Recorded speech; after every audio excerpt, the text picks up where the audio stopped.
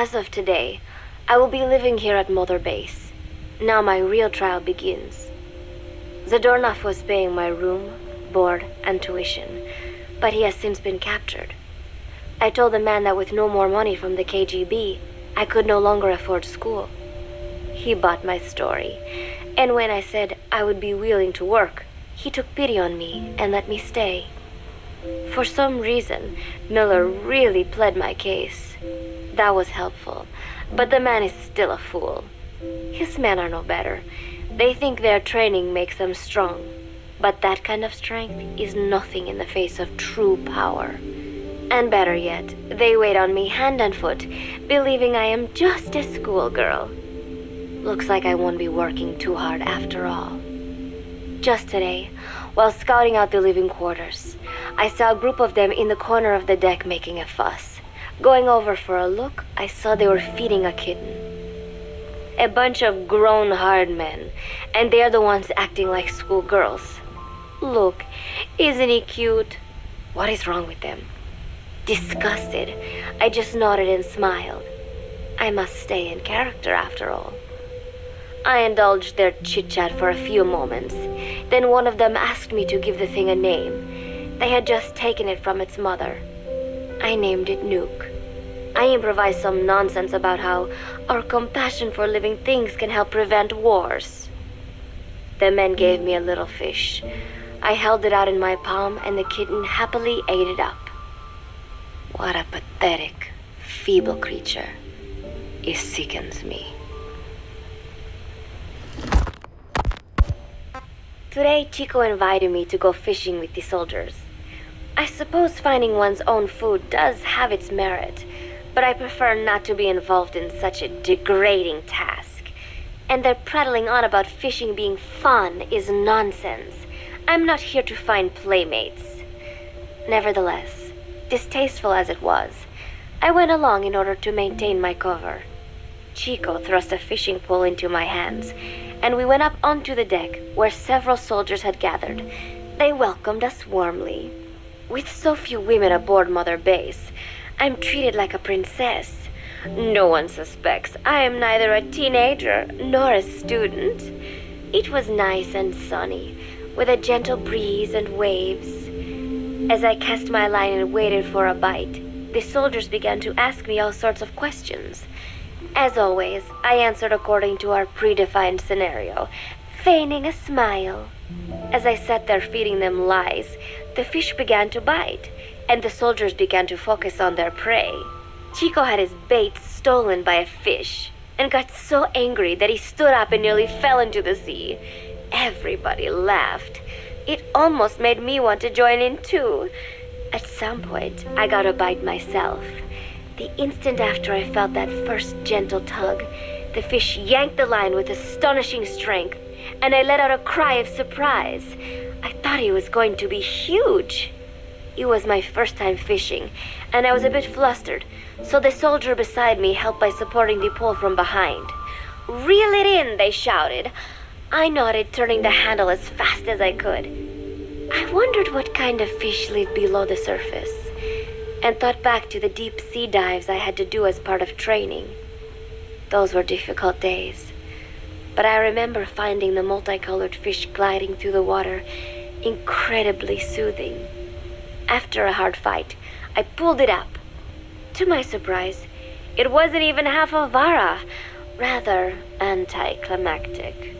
But I wasn't doing it for fun, so I wasn't the least bit disappointed. Nook was hovering nearby with an expectant look on his face, so I gave the fish to him.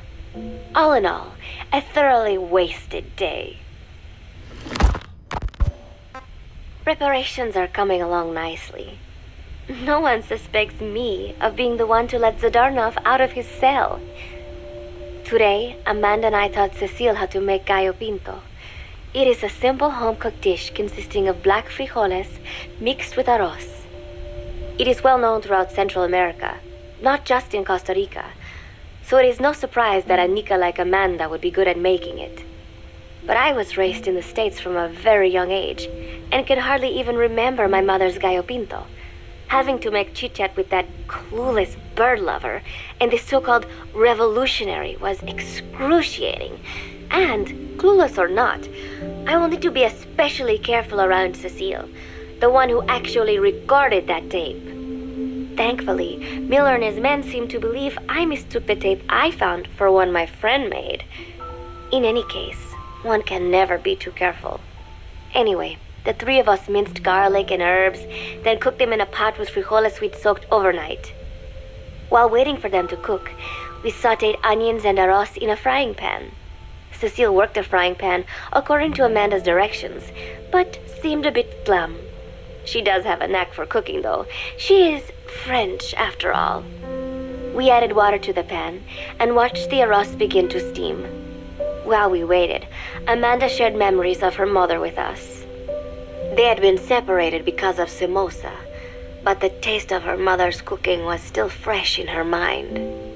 When the frijoles were ready, we drained the water, stir-frying them with the rest of the vegetables. Quite a complicated process for home cooking. Nonetheless, it kept them occupied. The longer we sat and talked, the greater the chance of my arousing their suspicions. With women, it is not enough to just bat your eyelashes and giggle. It takes a lot of effort to divert attention. When the arroz was done cooking, we folded it into the frijoles and added salsa, stirring the mixture as it simmered. At this point, for some reason, the conversation turned to romance. Why does it have to be that way whenever women get together and chat? Cecile fancies herself to be well-versed in such matters, and gave Amanda all sorts of advice. It was harmless enough, until, to my irritation, she began pestering me whether there was anybody I liked. Not right now, I said, trying to dodge the question. But she pressed on. It's Snake, isn't it? I gritted my teeth and played it coy. Maybe. Cecile nodded and giggled. He is pretty sexy, isn't he? What a ditz! It's all I can manage to just survive. The thought of romance has never once crossed my mind. I have no interest in that kind of man. Soon enough, a rich aroma began to fill the room. The gallo pinto was ready. New came over and rubbed up against our legs, looking for a handout. Unfortunately, it was not the kind of food a cat would like. We let a few of the soldiers have a bite, and then headed off to the mess hall. The home-cooked flavor we'd achieved was a big hit with the men of MSF. Not that we are trying to impress them or anything. Even I could manage a dish like that. Snake enjoyed it too. Let me make this absolutely clear. I have no interest in that man. Football, or soccer as it is known in the States, is extremely popular here. It has not caught on yet in the US, but it has legions of rabid fans all across Latin America. These fans can get so rowdy that it is commonly believed El Salvador and Honduras went to war in 1969 over scuffles in a soccer match. In reality, tensions between the two countries were already high. The match was merely one of the sparks that set them off. But these people are so passionate about this sport that the story seems plausible. Predictably, many of the soldiers here are fans. They have apparently divided themselves into Costa Rican and Nicaraguan teams and started playing each other. To play, you need a ball and 2 goals. The R&D team built and set up simple goals on the deck. I had absolutely no interest, but Chico insisted that I come and watch. It was not a proper match by any means. The pitch was not even regulation size, but the players and spectators alike got pretty excited. They banged empty cans and shouted cheers through the handmade megaphones. It almost felt like carnival. Huey, the referee, blew a whistle to start the match. The soldiers' training has left them in excellent physical shape, but they lacked the honed skills of professionals and their play was quite rough. Midway through, one of the men collided with another. They started shouting at one another, but Huey stepped in. I thought we had forsaken our countries, become one with the earth, he said, quoting Snake. We're not competing for national pride here, and we are not fighting for the good of any one country. This is not a war. Soccer is a peaceful sport, am I right? The soldiers nodded. They know the pain of war, and they share Snake's vision. Perhaps that is why all this resonates with them.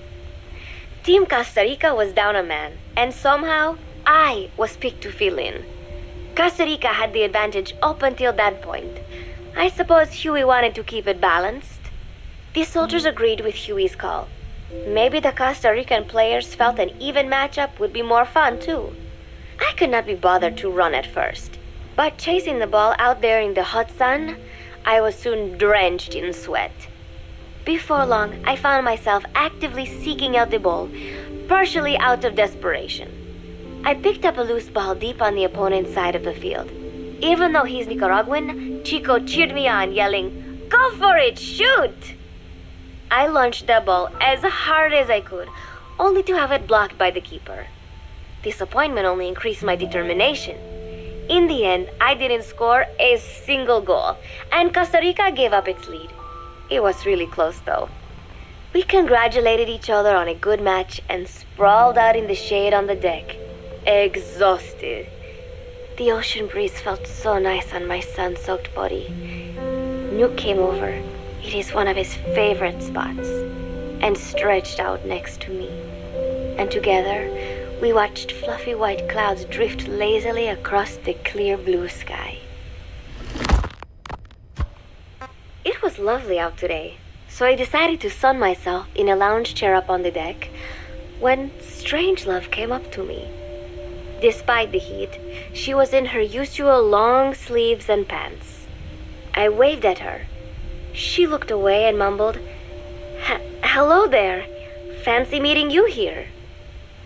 I asked if she needed anything, feeling her eyes creeping up and down my body like she was savoring it.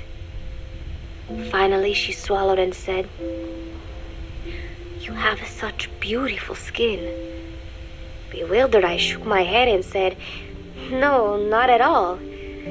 I had heard rumors that she was a lesbian, but she couldn't be after me, could she?"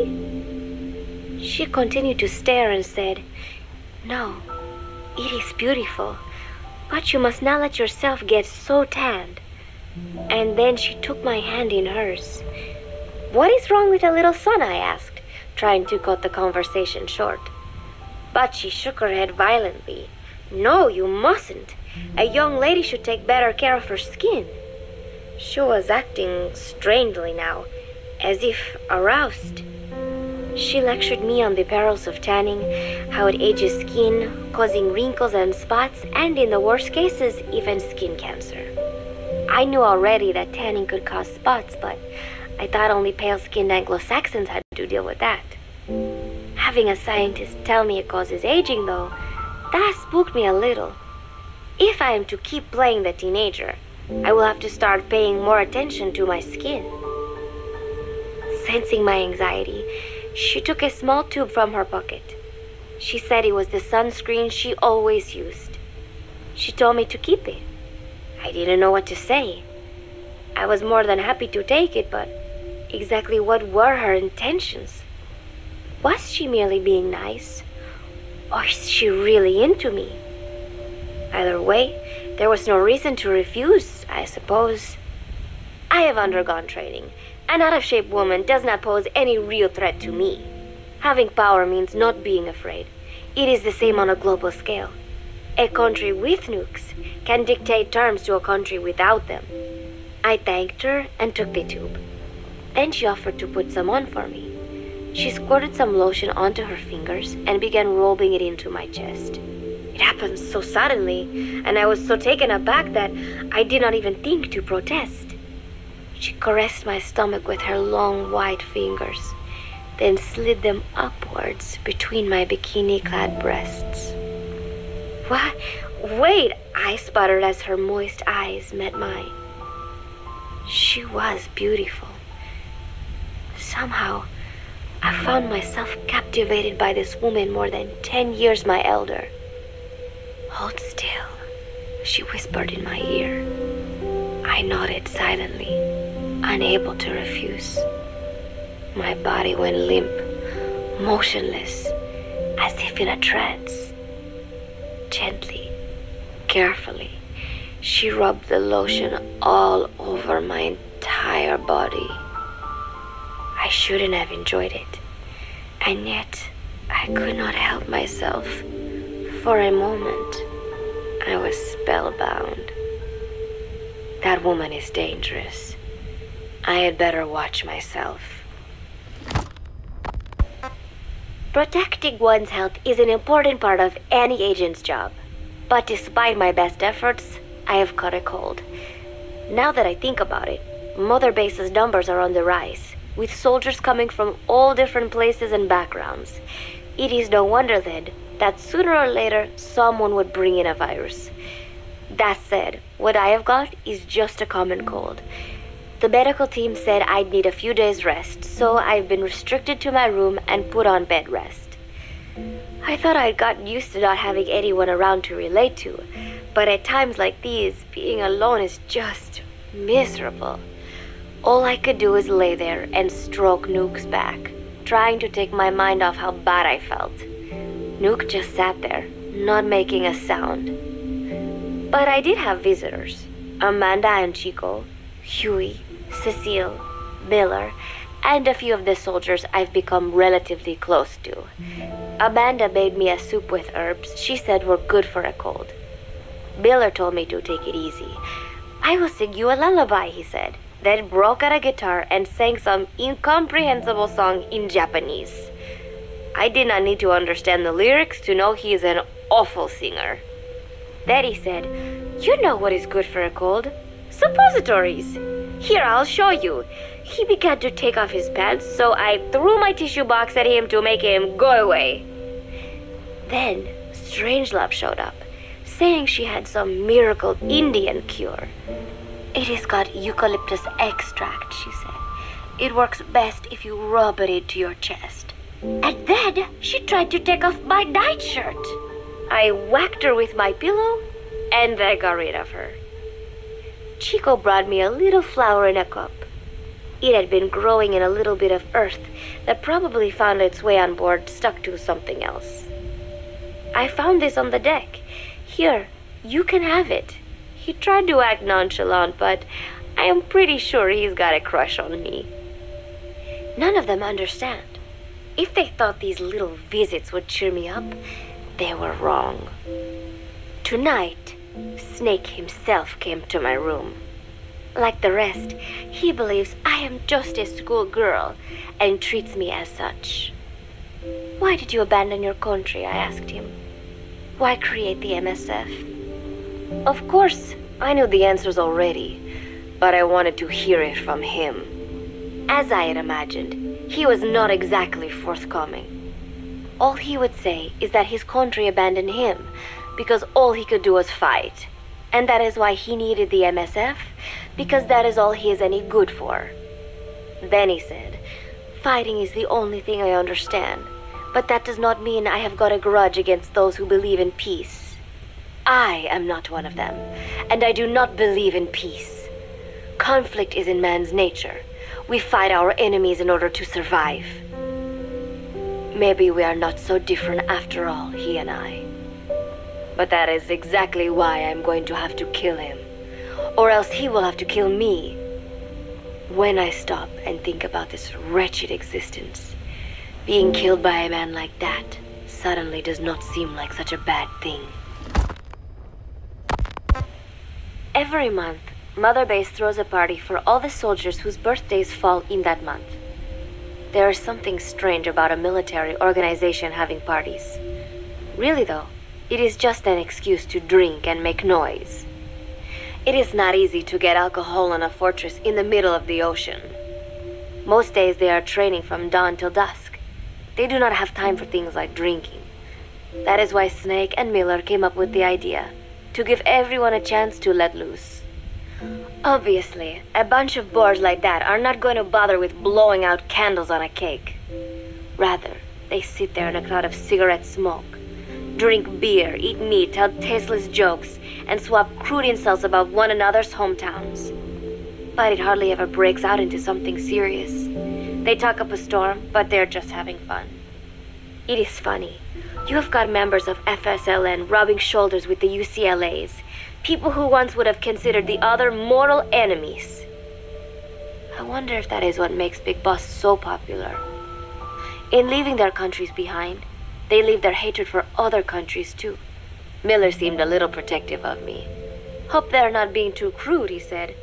But soon enough, he too was drunk. He yelled, "Come here and take a look at the real Kazuhira Miller," then dropped his pants and mooned everybody. The other soldiers burst out laughing. I have never seen such a crude, ridiculous party before. And yet, all these people, laughing and acting the fool. Is this what they call peace? For some reason, I began to think about all that has happened since I came here. Fishing with Chico, cooking with Amanda and Cecile, playing soccer, having visitors when I caught a cold. When I stop and think about it, my time here has been the most peaceful of my life. But that is about to end. I cannot imagine he will be willing to negotiate. It seems I am to fight the legendary Big Boss. I do not know if I'll be able to beat him, but if I have to choose between death and defying Cypher, I will gladly choose death. The thought of dying does not scare me, but if I disobey my orders, the fear and despair awaiting me will be far worse than anything I can imagine. It was Cypher who took me in as an orphan, gave me food and a place to live. His orders may have been unreasonable, but I will never repay my debt entirely. It seems I have no choice. I must fight this man. I must fight Snake. Do you know Miller, Snake's right-hand man? Apparently has got at least one serious weakness. He is an insatiable womanizer. He does not bother me, most likely because he considers teenagers off-limits. But he has hit on every single one of the few female soldiers here at Mother Base. They ought to be telling him where to stick it, but end up falling for it so easily. I think some of it stems from the fact that he is actually not that bad looking. Anyway, today, that nasty habit got him in trouble. He and Snake got into one of their rare fights, and I was there to see it. They burst out of the showers, completely naked, trading punches. I am no child. The sight of a naked man does not make me blush, but this was something else. "Maybe this'll teach you," Snake yelled as he slammed his fists into Miller's chest.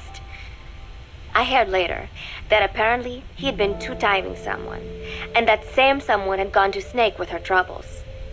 As I see it, it is her own fault for letting herself be deceived like that. If she is too dumb to see through Miller's lies, then she got what she deserved. But this was not the first time it had happened, or the second, and Snake read Miller the riot act. Miller argued back, and what began as a shouting match turned into a fist fight. "You son of a bitch," Miller yelled as he swung. "Not bad," said Snake, smiling, "but not good enough." And then he was back on the offensive. They had already been at it pretty hard in the showers, and their bodies were covered with bruises. Both of these men had been trained for war, their bodies deadly weapons. They were each bleeding from a dozen places. All this from a fist fight. Even so, it was far less gruesome than if they had given it their all. It was obvious that one of them would be dead were they fighting for real. Miller took another swing, yelling, "Try this then!" Snake parried, then responded in kind, but I could tell he was not aiming for anything vital. "You are one tough bastard, boss," Miller muttered. A smile crept across his face as he caught his breath. And then they went right on fighting. Blood and sweat flew off their glistening bodies. It was combat without hatred or hostile intent. I had never seen violence like this before. And yet, it was more than just a friendly tussle. They were utilizing every technique they knew.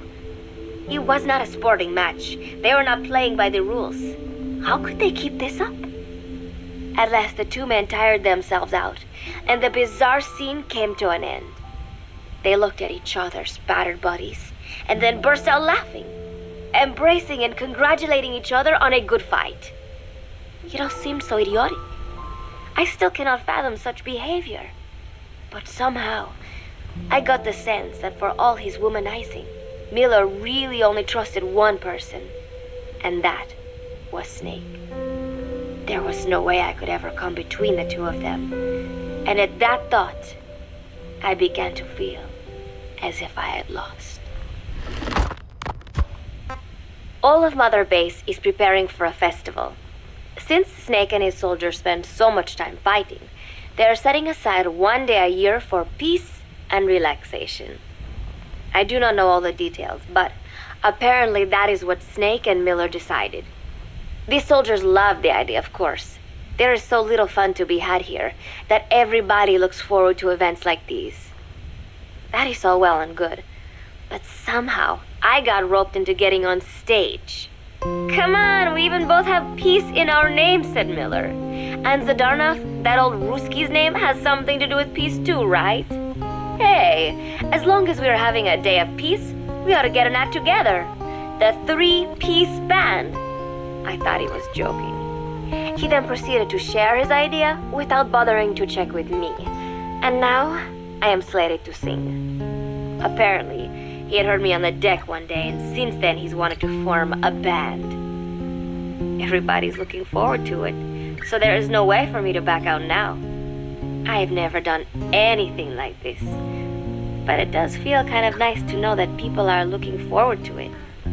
I mean, it cannot be any worse than Miller's singing, but modifications to Zeke are already finalized, and I must complete my mission. Betray Cypher now, and I will face a fate far worse than death. Still, there is no need to put things in motion just yet. What difference would it make to just wait a little while longer? A whole day of peace. The mission can wait until after that. Can it not? I know I am only delaying the inevitable. When the day comes, one of us will have to die. Snake or me. But still, if I could just come up with some way to stall Cypher, at least until our day of peace. When did I start having thoughts like this? My cover is blown. They know nothing of Cypher or my true objective, but they know I am a spy. There is no more time left. I must act now. I must complete my mission. How did it come to this? All I wanted was 3 more days. Just 3. Miller's already finished writing the song. It is called Love Deterrent. It is about a girl who cannot express her true feelings. I have been practicing. I am no pro, but I was pretty sure I would do a decent job. And now this. Cypher found out that Zeke was complete. He must have someone inside Mother Base besides me, spinning his tightly wound web of control, leaving no room for individual will. Typical. When they found out Zeke was complete, I was ordered to execute the operation immediately. If I was going to enjoy just one day of peace, I had to ensure the plan could not move forward. I tried to sabotage Zeke. I thought by damaging the drive system, they would have no choice but to delay their plans. I waited until midnight, and then snuck into the hangar. There would be trouble if it looked like sabotage. I selected one of the drive system's load-bearing parts and carefully worked to warp its shape. The leg's drive system requires a high degree of precision to operate. Even the smallest deviation would have done it. Then, Chico walked in. Maybe it was one of those nights where he could not sleep. In any case, he saw me, panicked, and took off running. It would have been easy to kill him, but I could not. I know he likes me. It is not as if I would ever have an interest in a child like him, but I could not pull the trigger. Not at him, not in the back. Will he tell them? Or is there a chance he will keep it a secret? Protect me? No. He knows now. Knows I am not who he thought I was. He ran without even questioning what I was doing. There is no chance he does not know. And soon, all I have built here will end. And if Cypher has another agent among them, if he finds out I tried to sabotage Zeke, this place will no longer be my heaven. Then it is settled. I make my move now. Chico walked in before my sabotage was complete, so Zeke should still be operational. It might not run at full speed or power, but I do not have time to fix that. Without Zeke, I do not have a chance in hell of winning. I must act fast before Chico sounds the alarm. I knew it would come to this. I just did not think it would be so soon. It is time, Zeke. Metal Gear Zeke. Activate.